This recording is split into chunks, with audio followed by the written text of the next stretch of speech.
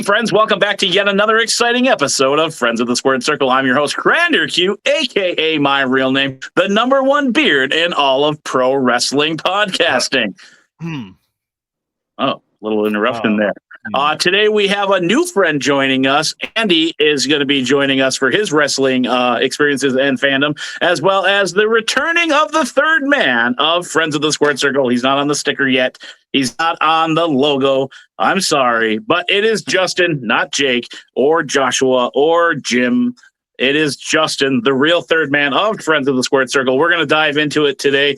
Andy, what is your first wrestling memory that you can recall?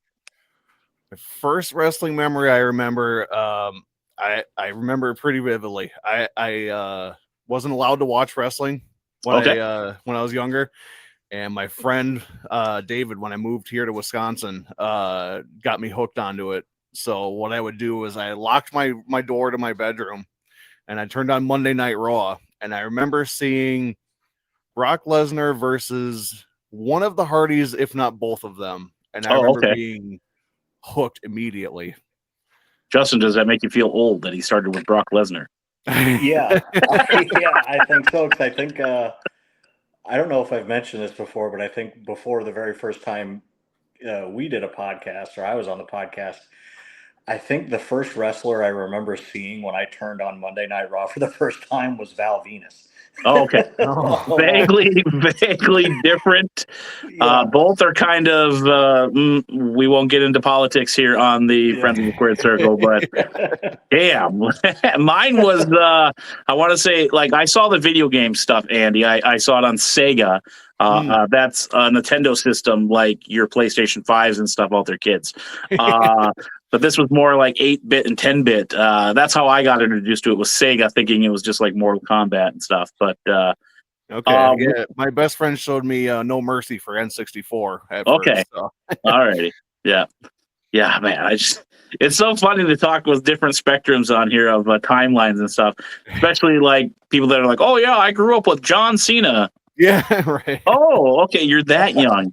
I mean, age is just a number, folks. But what was it about wrestling that kind of like stuck out in those first instances that when you were watching it?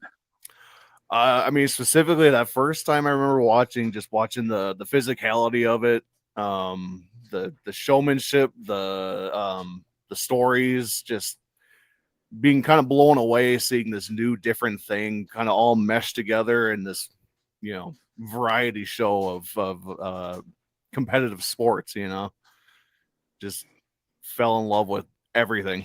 Yeah, and I keep going back to you saying you saw Brock Lesnar versus the Hardys. I mean, everyone is a Hardys fan that has been on the show. 90% say Jeff Hardy. Was he one of the first ones that stuck out to you being a fan, or were there other ones here? Absolutely, Jeff was. Yep. Actually, I think it was a couple weeks later was when he faced the Undertaker in that ladder match. Oh, okay, yep. Championship. I fell in love with him there. I believe on that same show, or if not the next week, it was Eddie Guerrero versus RVD for the Intercontinental Championship in a ladder match. And I fell in love with both of them. Specifically, Eddie. Eddie has always been my favorite. Mm-hmm. Yeah, he's definitely one of my personal ones. Go ahead, Justin. I actually that were with Eddie Guerrero. I was watching something the other day that it was like a recap show on Raw and Nitro from years and years ago.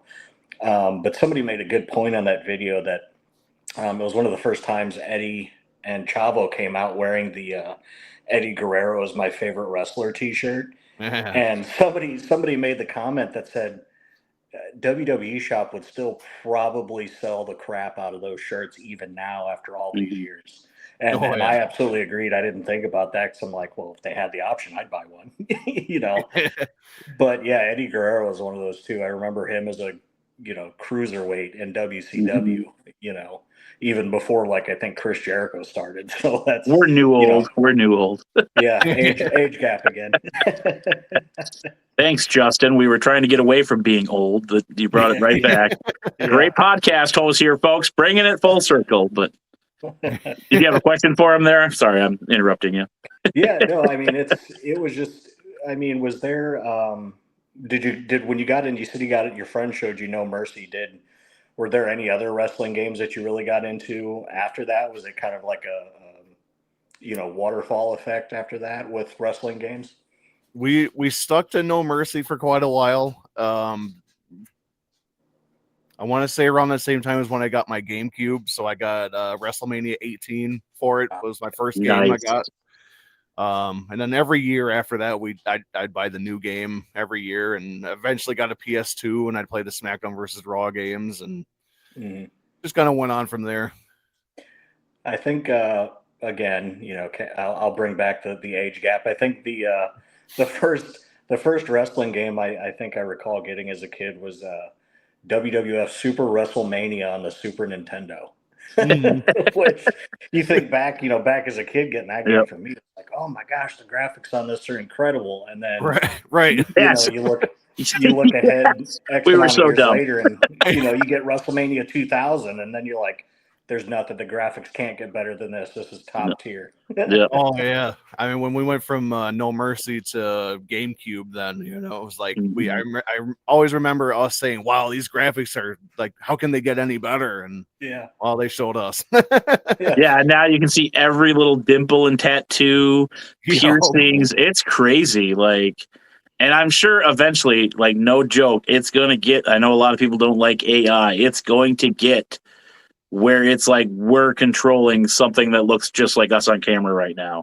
I'm hopefully I'm long and dead by that time, because that's when it's going to get out of control. But like, it's crazy, the animation, and they use a lot of the same like tech in sense, like the motion capture, but it's like so much more advanced. Like, it's always fun to see like Zack Ryder or somebody in the black suit with the little golf balls all over, and and then seeing the old ass Undertaker practicing his fall on mats, for the I always forget WrestleMania arcade game that he was doing with like Yokozuna and those guys. So and it's always crazy to go think ahead, back, sorry. and like you mentioned the Sega Genesis earlier, like I was watching something on, they were kind of talking about the first couple games, on I think it was the Sega Genesis, and listening to the I guess it would be 2-bit. I'm not familiar with the language, but the introductory music for like WWF Royal Rumble and Monday Night Raw on the Sega Genesis, and you go back and you're like, wow, back then we'd sit there and just let the intro music play for a little while. It's like, oh my gosh, that's the entrance music, And then just the picture of the slide screen when they were on there, no animation, just a picture thrown into the game. Now, like, the character moves, you have their iconic, like you said, theme music, and like, it's man, it's crazy to think how video games have evolved. I mean, I still like that graphic of like they showed, like, say, Hulk Hogan when he was in the NES game all the way to 2026, and it's just like, wow. You've been in them 40 years, that's, if they get royalty checks, I don't know how much they are. I'm sure he gets a big chunk because he is iconic, name. But like, just imagining being in a video game for 40 years of your career is pretty impressive, regardless who you are. Rey Mysterio, Undertaker, now they bring everybody back because they want that extra money. But is there anybody specifically that you use character-wise on the video game, since we're on that topic? I remember pretty specifically using, I would use my creative character like more than anyone else. Man, I guess I guess I'd say I use like Stone Cold a lot. He was one of my favorites. The Rock, all the big names. But yeah, I'd mostly use like my own creative character and go through like the story mode and build up the attributes and whatnot. And yeah. What was your creative player's name? Did you have a gimmick name that you used all the time? It's funny. I didn't come up with the Aquaman Jones name until I was kind of out of video games. So I typically would just put like Andy or something. Okay. Yeah, I always use Jim Ross. I don't know why. I still use it for sports games to this day. Jim Ross is my go-to creative name for any player that I do. And then I have a new one, which I think is kind of cool, but my friend says it's stupid. You guys can judge me here. Is I use the name Koi Shark for my defensive player for Madden and stuff, just because I think it sounds cool, like not necessarily like an Islander name, but like it just sounds tough. You got like a little fish and a bad fish, so I think it's cool, but my buddy, because we'll play Maddens and stuff back in the days, like, that's so stupid. I'm like, well, Jim Ross isn't any better, so I came up with Koi Shark. Like, I thought it was cool, so. Yeah. Justin, did you ever have any creative names? And then you can hit the next question here. I never really had like creative names, but I can Hmm. or like I didn't really do like the creative characters, but Oh, I okay. think it was WCW NWO Revenge where like I had certain people like if I was doing like the cruiserweights for some reason I only fought with La Parka. Yeah, That the was chair. Yep. yeah that Yep. was that was one I always fought with in the cruiserweights, and then Guilty. I think the tag team championships or tag team matches I always fought with Ming and Barbarian was another one I could Oh, what was all their those tag years name ago. again? Powers and Pain or Yeah. no? Oh well, Okay. there's yeah. Oh shoot, I should know this, but yeah, I can't. It was Man, I should. met I Man, should we got a remember wrestling podcast and we don't even know. that. Oh Yeah, man, we're I horrible. should have remembered that. Yeah, I thought it was Powers of Pain, but that might be something else. I think the Powers of Pain were back in like the early '90s because I think Okay. that was. I should know that one too because I Oh think my God. Mr. Fuji I think was the manager of the Powers of Pain back in like early '90s. Yeah, hurry, ask him another question so the fans don't roast us too much in the comments. So what kind of so were there like after you first started watching? What other wrestlers did you kind of? I mean, is there back then versus like now? Who are some of your favorites that you like watching? Ooh. Back then, it was Eddie, RVD, Jeff Hardy. The Rock was around for a little bit. Hogan was around for a little bit. Didn't really get to see too much of Stone Cold. Those were kind of like the top guys I really like. Throughout time, I mean, I became a big John Cena fan. I loved Edge. Man, I'd say, I became a really big fan of Kevin Owens, CM Punk. Oh, sorry. Just kidding. A lot of those. A lot of those. I just don't like him personally. As a wrestler, he's fine. It's just his no, I completely understand. Really, I became really big into like the Ring of Honor stuff. Nice. Okay. In the like early 2010s. So a lot of those Ring of Honor guys like Steen and Punk and Bryan and Daniel Bryan. Yep. Seth Rollins there, Cesaro. I know the Young Bucks get a lot of hate, but after reading their book, it kind of makes sense why they are like they are. Yeah, I mean, it's that whole company like has Hall of Famers regardless. I mean, you can't take it away. I mean, a lot of those guys are legit guys. Samoa Joe. I mean, like I love Joe. I just wish we could get because I'm an indie guy. Like I love the independents more than I like WWE or AEW and stuff, just because it's more personable. And I know Andy, you can vouch for this because you go to a lot of indie shows as well. It's just more like a fun atmosphere where when you go to the bigger shows, it's like, okay, now you're just a spectator. You're not like part of it. But I wish I would have got more Samoa Joe in WWE during that time, but injuries and other things kind of happened. But for me, like I like to say, like AEW is for the real wrestling fans, the ones that are going to shell out the money, pay the money to go because they want to see, wrestling and have that. Whereas now WWE is like the circus when it comes to town. Is like you get your celebrities, you get your music, you get your entertainment. So like it's like, oh, the circus is coming to town, we have to go. Whereas if AEW comes to town, it's going to be those diehards that are going to go. You know what I mean?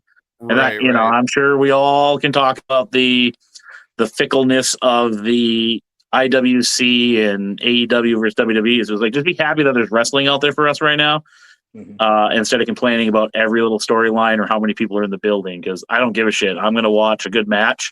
I'm going to watch a funny match. I'm going to watch a hardcore match. Like I just want to watch wrestling. And absolutely. I don't care if The Miz comes out in a hot dog suit and loses his speed. As long as I'm entertained, I'm loving it. You know what I mean? So. I totally agree with that. Yep. Yeah. Oh, sorry. Go ahead. Oh, you're good. You guys were No, like in sync twice there. It was great. Yeah.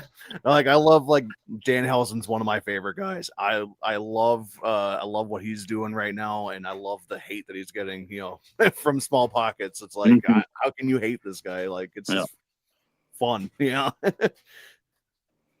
Go ahead, Justin. Yeah. And I was saying, just like when you said about the indies, Mhm. I was actually, not this past Friday, but the Friday before at the SmackDown in St. Louis. And after going to an AEW pay-per-view in St. Louis a couple months before that, and getting into the independent wrestling promotion that's here around St. Louis, I actually, because everybody's got one small gripe. The Glory Pro shows are usually on Sunday afternoons, so I'm like, oh man, I'm gonna have to get up and go to work tomorrow after this. I can't stay out and woo wrestling, Mhm. but with Glory Pro, like that's how I really feel is like, you're showing because it's in small like athletic clubs. The show last month was in, the Edwardsville, Illinois Moose Lodge, and so it's like, you're not going there for, the fancy setups or the Mhm. the big merchandise sales. You're going there for watching wrestling. So that's something I've kind of learned too now with really going to the indies. The Glory Pro wrestling shows since last, I think, October. They've got them monthly, and that's something I've really learned and fell in love with. I think the first one I went to last October was on a Sunday at a brewery, and they set out the ring in the middle of the courtyard. And, Mhm. that's where I'm just kind of like, if $40 gets me ringside, but it's a small venue like this, like I would rather do the $40, get an $18 bucket of 6 beers and Yep. watch these shows, Mm. and at breweries, Moose Lodges, the South Broadway Athletic Club's another venue they go to a lot in St. Louis. So, And you only pay $2 for a freaking hot dog instead of 12. I mean, yeah, Yep. yeah. 6 beers in a bucket cost the same as one beer at the yep, big show. definitely. Oh, So I'm like, and they're personable. Like I, met one of the guys that I'd seen a couple times on their shows. Which uh, I sent you the text, the picture of him. It was Bruce Hamilton was the guy's name, and he had the Mhm. curled yep. mustache on the end, and I had to laugh because he said, I said, I'm aspiring to have a mustache like that. And he goes, yes, the number one mustache in all of independent wrestling. So Everybody's got a gimmick. yeah, yeah. So and he, doing the classic kind of Mhm. like throwback wrestling where he twirled the ends of it after he'd power slam them, and everything. So, or, hit them and stuff like that. So it's like, I think that's one too, where you see, on the independents, compared to the bigger shows, I feel like too, you see more of that character development. Yep. Where like they're just like, what, this character is more of an extension of themselves, So I don't know. Yeah, it's like you said, the independents are a lot more fun, and it's you see that real it's all real fans, like you said. So I completely agree. Like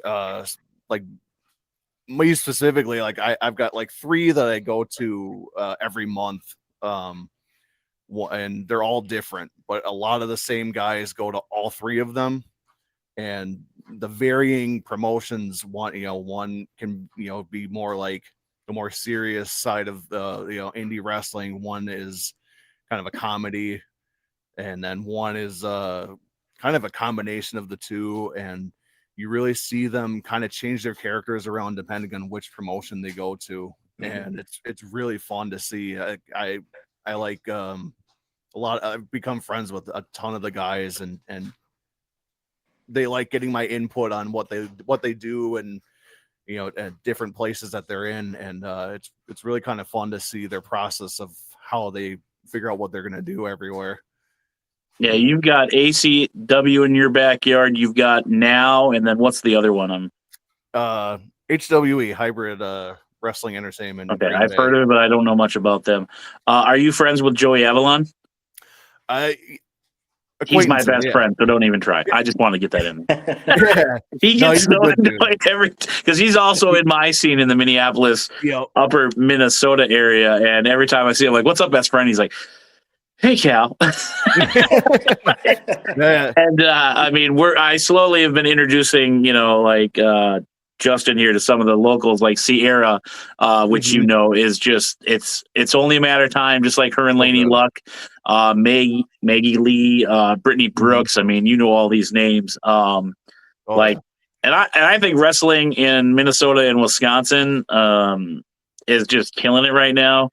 I know we're going to probably finally meet in person at ACW Con here next month.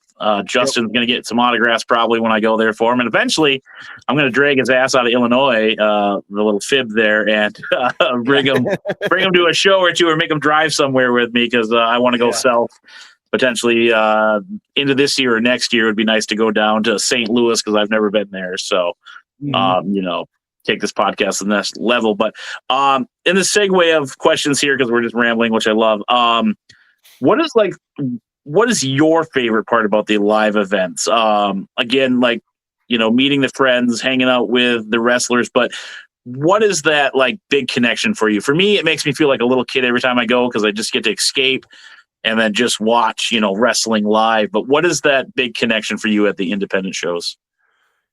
Man, the connection I feel just being, like I said, like being there, seeing the different characters that each guy does everywhere else, and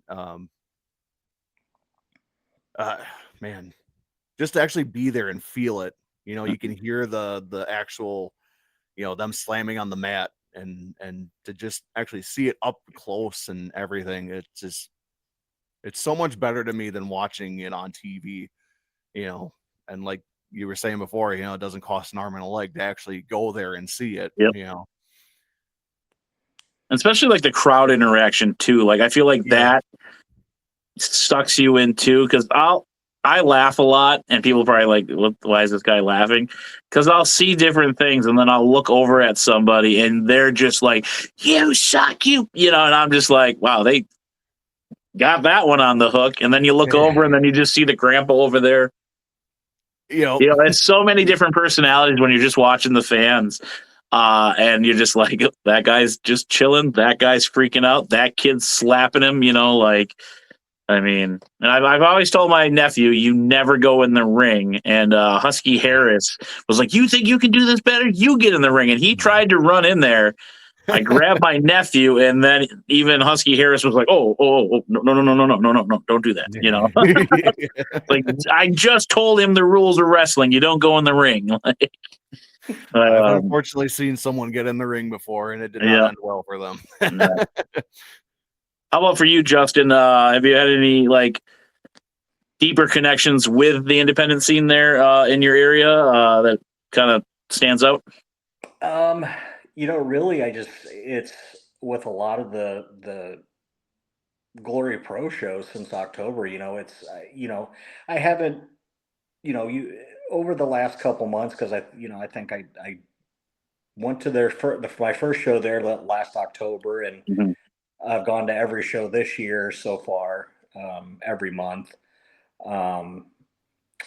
I don't think I'm going to make it to the ones this month. It's at a Comic-Con, so the schedule's really kind of weird, so but you start kind of seeing the same faces, some of the same faces at every show. It's like kind of when I walk by, they kind of like, you give that nod, so but I think this actually the show in March was actually the first one where I think they do it. I've seen the last show, they had some of the wrestlers kind of standing out, at the table beforehand.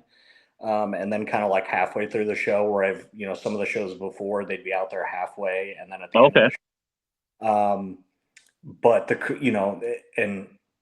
a good thing, but the crowds have been so big, the previous shows, I'm like, I'm not going to go up and bug them. But the show in March was the one where I'm like, all right, Bruce Hamilton doesn't have anybody standing there talking to him. So I kind of popped up out of my chair, and, so, and it's cooler now because I said I think the first show I saw him at was one actually in St. Louis at a concert venue called the Pageant. Mhm. And I thought, okay, I did a little bit of research on him then, and then when I saw he was coming to the show in Edwardsville last month, I'm like, all right, I'm going to go up, introduce myself, and you do the whole, wrestling fan first time meeting somebody you like watching wrestler thing where you kind of fumble around and, but I feel like those, people like Bruss, and especially if you're on like his, I follow him on Instagram now, and I feel like I don't think it could get any more personable, like every wrestler in that company, because of, Mhm. they're leading everyday normal jobs like we are, Yep. apart from the wrestling, so, um, it's, so kind of making that connection at the last show was kind of fun. And, he is as big of a guy as what he looks in the ring. Very, the big, 'cause he goes by the Gentleman Barbarian. Mhm. So, which that's for some reason I feel like that one of the better monikers I've heard. Let's put that up there with, Stone Cold and the Prince of Darkness. Let's put that one up there. Yeah.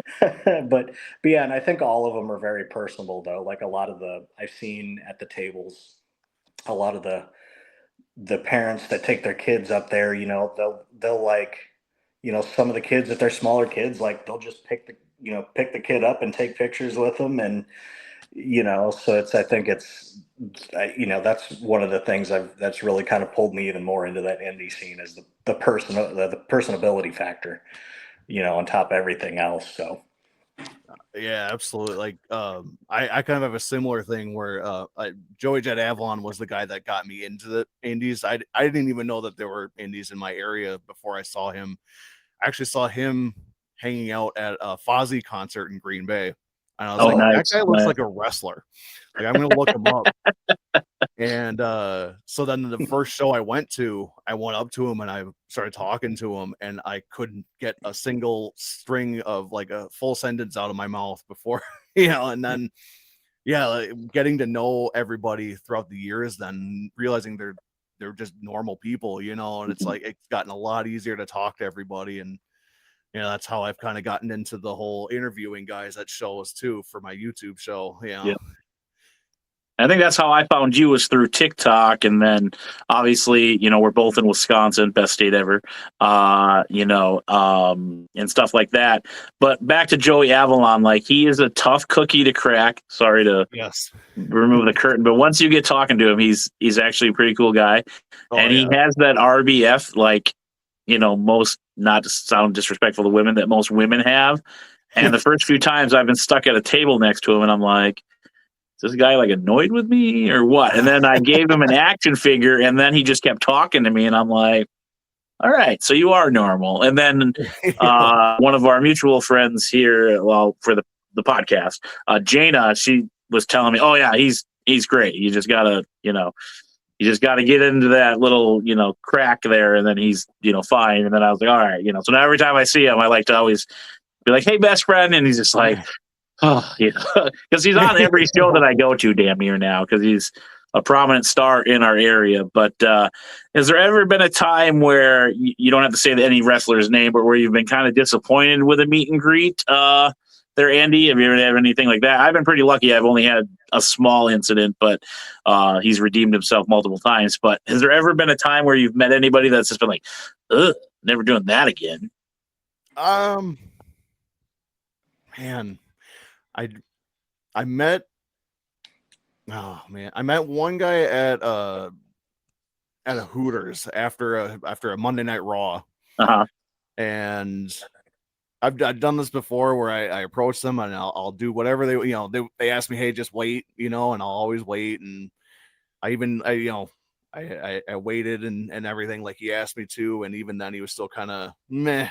But I've never really I didn't start like disliking the guy or anything. Like I kind of understood, Yeah.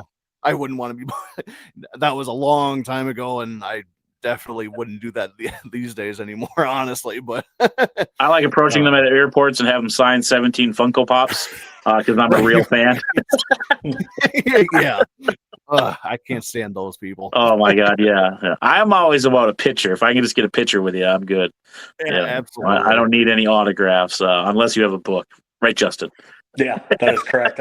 I'm slowly working on the expanding the great wrestling library here on the bookshelves behind me. We got a horrible friend helping you here, so it's going to get financially difficult for you. Yeah. But one more question here for you, Andy, then we'll swing it over to Justin there. What's an iconic wrestling moment that you feel is real? Now, we all know the F word that comes along with wrestling. But for me, there's two moments that stand out where I got legitly pissed at pro wrestling. One was when $1 Million Man stole Sweet Sapphire. I was telling Justin off camera today how I hated Ted and IRS as a kid.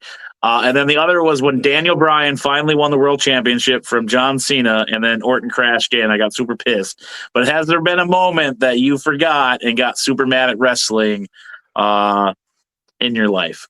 Honorable mention to the Daniel Bryan winning and then getting cashed in on immediately. I was legit angry about that. Yeah. But the one I think that made me the most angry out of my entire time watching wrestling, it was when Goldberg beat Kevin Owens for the Universal Championship. Oh yeah. Good old Goldberg. He's been my guy since he came to NXT, and he had that great run with Jericho and with the belt, and beat up John Cena his first night. Yeah, pop up powerbomb. I miss that shit. We now know where that was supposed to go with Jericho at Mania, and I mean, even before I knew that, just Goldberg coming in and beating him in a minute and a half, just still makes me angry. F you, Goldberg. Yep. That's another wrestler that gets under my skin a little bit. It's just like, you could do so much more. I get it's your thing, but come on. Give us a little bit more. Just give us a little bit more. How about for you, Justin? Is there a time that wrestling pissed you off, and then you got your question next? For Andy. Well, I had one, but then when Goldberg's name brought up, I had two more of them. But he's going to say Bret Hart, I bet. Okay, yeah. It was the Bret Hart concussion. Yeah, that sidekick was one of them. Never heard Bret ever mention that. Why would you bring that up? Yeah. And then what was the other? Well, when it was No Mercy in 2000, it was Triple H versus Cactus Jack in that Hell in a Cell match, and Cactus didn't win, he had to retire. And I watched that one live. So when he lost, and they played the montage video for Mick Foley the next night on Raw, I'm like, what are they doing? And then of course, a couple months later, he's back in the main event at WrestleMania 2000. So I'm like, oh, cool, Dad, we can go to WrestleMania 2000 now. But the other Goldberg one was when I that quick fight against Brock Lesnar at one of the pay-per-views. I forget which pay-per-view it was, but I'm like, yes. I'm like, this is not a UFC fight. This should have not been this short. And they both probably made more than everybody else on the damn show for 20 seconds worth of work, and you wonder why 20 seconds worth fans of work and people backstage are getting pissed. I get it, you're a name, but come on, give us a little bit more here. And then your question's up next too when you're ready. One second, I just got to add to that. I was equally as mad about that at the same time. I remember there was a Packer game on and we were losing at the time, so I was kind of watching both screens, and I was just not happy that entire night. So I feel you on the Lesnar Goldberg match. I just, there's one like what was said with the F word gets tossed around, but that doesn't help. Stuff like that, it doesn't help lessen people that use that word, the F word. That doesn't help the case for them to use it less or not at all, especially if there's, people again that it's like, okay, Brock Lesnar just lost to this Goldberg in less than a minute, there's no way that he, you know, especially if the people that have known him and watched him in his UFC fights, like I did also, you know, it's like that's not helping anything here. You know, like you want to throw something and like, I know who does the booking. They're going to get a letter in the mail, strongly worded letter. Like I get moving the story forward, but I think a lot of fans are smarter on that instance. Where like when Bianca got, you know, the 17 seconds, it made sense coming up for the next SummerSlam to have that, you know. But this is Brock Lesnar. You know what I mean? Like it doesn't work in that situation. Like honestly, I feel, you know what I mean. Where like I said, it worked for Becky and Belair. You know, whereas Brock, it's just like, oh, it's unbelievable. But wait, he's just beat the shit out of everybody and not Goldberg now, who's older than him, can't wrestle like him, isn't legit fighter like him. Nah, bruh. Yeah, not buying it. I'm not, you know, especially after all the good, you know, I think, I'm not sure if that was right after they got rid of the Suplex City gimmick or not, but, or if I feel like if it wasn't in the same area, you know, it's like, you know, you see him do stuff like that to John Cena in a pay-per-view. Yeah. Destroys him, but then you erase everything that got done there for his, you know, that image on TV by that loss to Goldberg in less than a minute. Yeah. You know, so I feel like you build it forward, you build something great, you know, and then you're just completely wiping it off the board. So does it make it John Cena when you put him up against Goldberg? Is it going to be that same thing after, like you said, you know, where Brock just destroys Cena, but then Cena, you know, the never give up, he's going to beat Goldberg. So it's like, you know, and that's where we get fickle and upset about storylines, folks. You know, like it just, you know, but you know, anyway. or where he taps out to Gunther, but he's smiling in his last match on Saturday night's main event. You know, it's like, I'm tired, boss. I don't care. Keep digging. You know? Yeah. And then he's already coming back to host WrestleMania. Somebody said I haven't looked into that. Yeah, it's like I thought you were gone, brother. Right. Ride that 5-knuckle shuffle out into the sunset. Come back in 20 years. Come back for one good run, selling some merchandise for 4 days at WrestleMania. You know? Well, there's that. And then 10% is going to go to Scummy McMahon. You know, so wrestling. Can't always make us happy, but go ahead. What was one event, you know, we just talk about, you know, one of the events that made you the most mad? What was one thing that happened in wrestling that is always going to stick out in your mind for the right reasons? You know, like you know, I always tell people, you know, No Way Out 2000 when Mick Foley went through the ceiling and then even through the mat. That's one where, you know, an instance like that. That's a feel-good moment for you? Well, for me, that's I guess one of those. Damn, like, dude! I want you to tell that to Mick Foley when you meet him again. Well, one of those that made me so happy. You almost. I'm sorry. I'm just doing it for the TikTok here, but kind of one of those where mind blowing moments where they kind of like that's crazy, but I'm so glad I'm a wrestling fan. Like, welcome to the show, friends.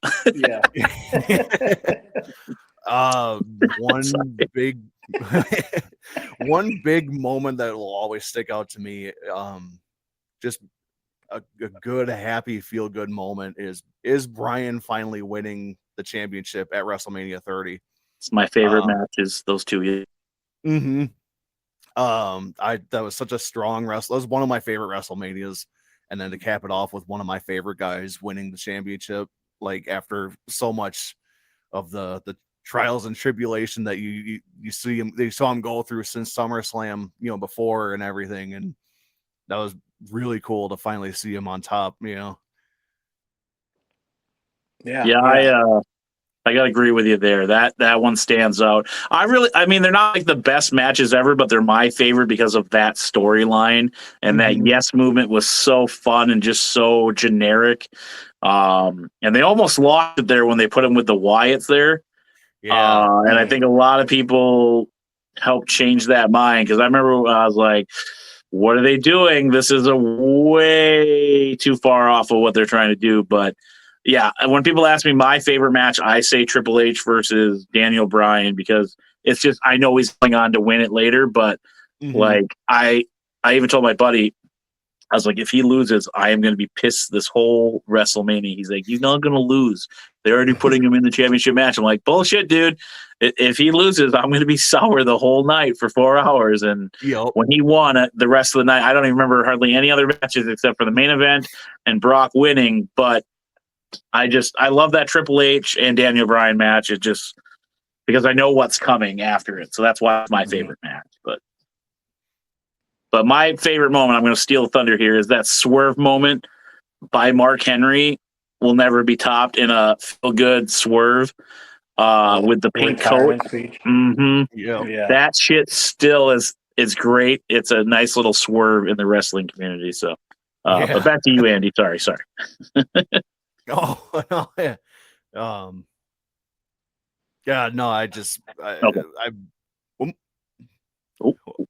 I know. I'm messing with you now. All right. Go ahead. You talk. I'll shut up. I mean, I'm just the host. I got the picture on the podcast, but whatever, bro.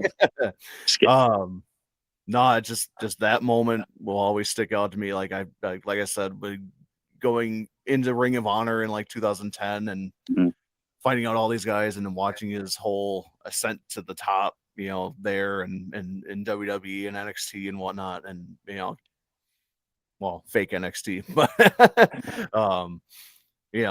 this just is. I don't know if there's anything that can top that for me. Yeah, Daniel Bryan, man, just it sucks that his career. Well, it's not like it's short; it's just short in WWE. You know what I mean? Right. And I haven't been really watching AEW because I didn't have access to it. Now I do. I should go back and watch, but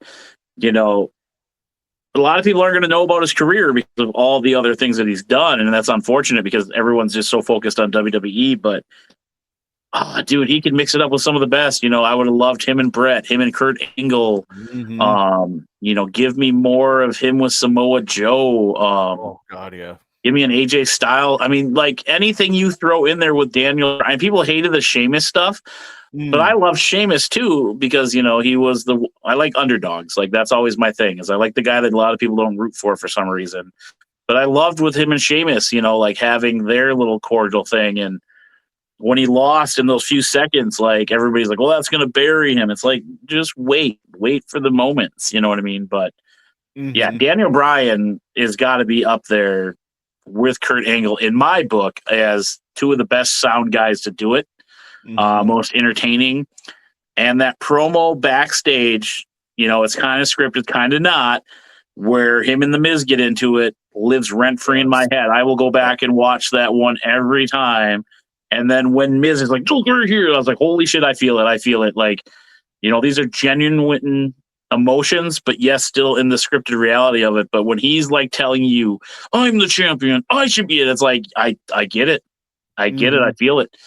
That's an iconic promo for me. And, I wish that match between him and Daniel Bryan would have been a little better and had a little bit more of a run because that could have went a whole half a year going back and forth. Best of 7 or, missed opportunity there. But I don't control the booking.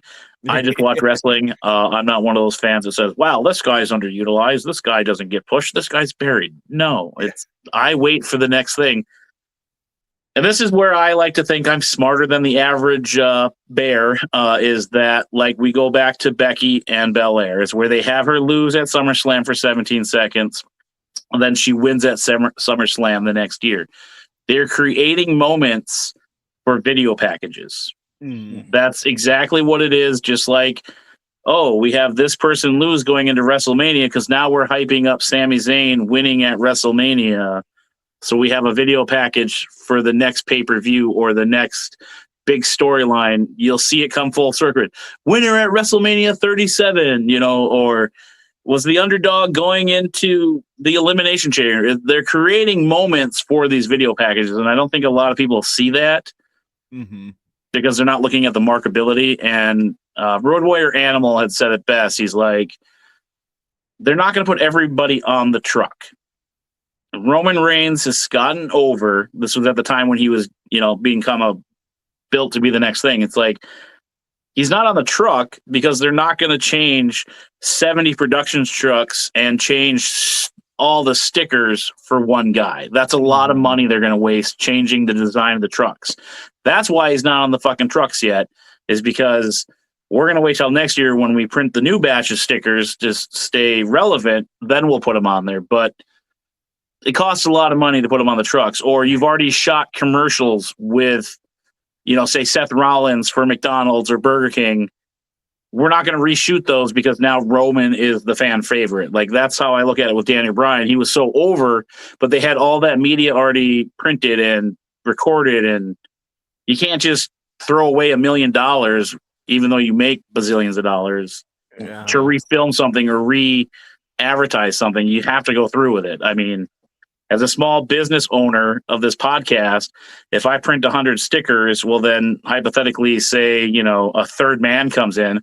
I can't just print new stickers that day. I don't got the capital for it. Sorry, Justin, you'll be on the next one. But you know what I'm saying? Like, it's business, and I get that. But anywho, before we wrap this up, Andy, where can people find you on social media? And then I have a hard-hitting question for you about your fandom. And then, Justin, I'm going to challenge you to come up with one for him, too, and then we'll cut this up here. All right. I'm on pretty much everything. Facebook, I'm at MS Paint Wrestlers. I started out with my indie scene stuff with I'll draw wrestlers with MS Paint, and I just haven't changed the name of that. But everything else is I'm on Instagram, YouTube, TikTok. Yeah, TikTok. All Ackman Jones. YouTube is Ackman Jones Wrestling. That's where I've got all my videos of highlights of shows I'm at, with all my interviews with wrestlers. It's been a while, but I'll do unboxings sometimes, and perfect. Yeah. Fun stuff like that. Alrighty. And make sure you give us a follow on all of our social medias as well. Facebook, Instagram, Twitter, X, whatever you want to call it. I don't care. Just follow us. We want the follows. We also are on Patreon and Cameo, where our tiers start at free.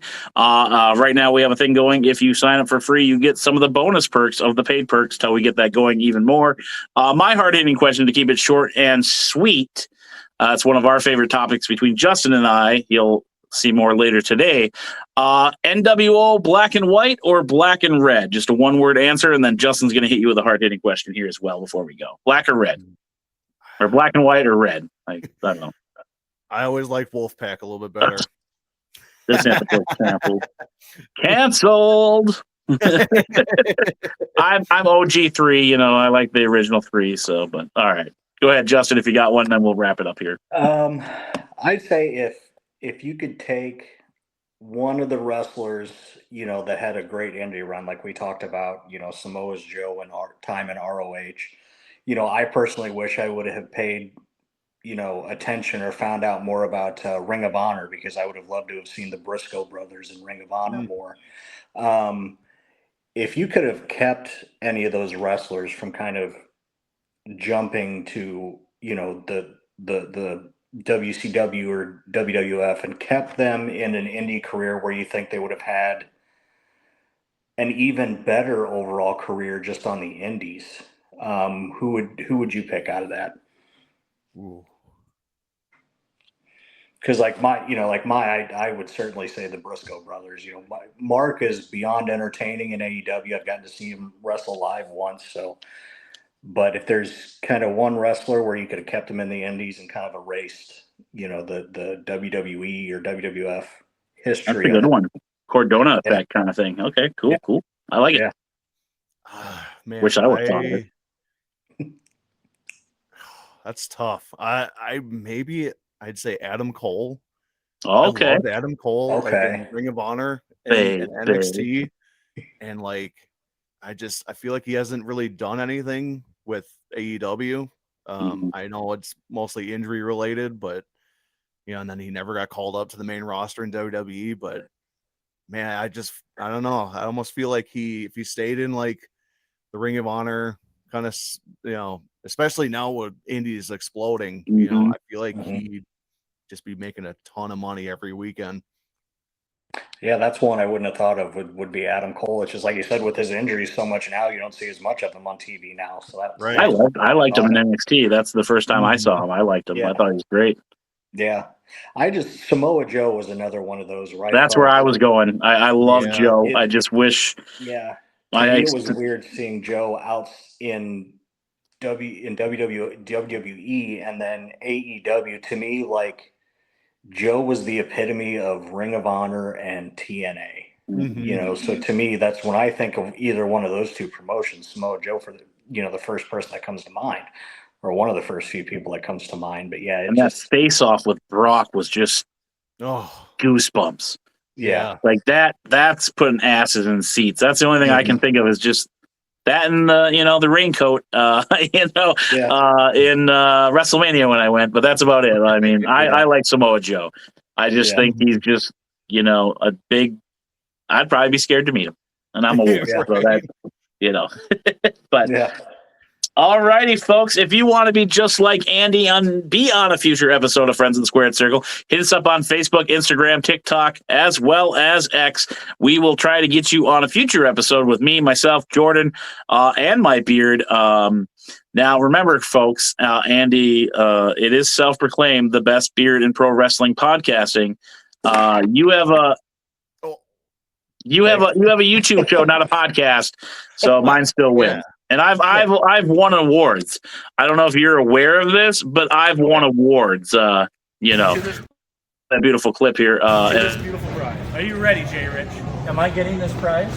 No, because it's for me. Oh. Read it out loud.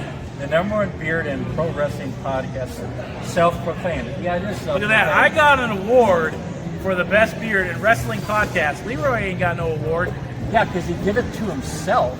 Doesn't matter how you get the award, right? Am I right? That's right. It's your boy, Crander Q out. Yeah, it doesn't matter how you get the award, folks. I got the award. It's your boy, Crander Q out. Justin, say something funny. Real third man out.